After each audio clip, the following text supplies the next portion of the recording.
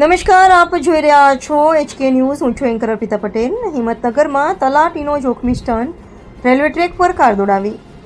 સાબરકાંઠાના હિંમતનગરમાં ખેડબ્રહ્માના એક સરકારી કર્મચારી દ્વારા જોખમી સ્ટન્ટ કરાયો હોવાની ઘટના સામે આવી છે.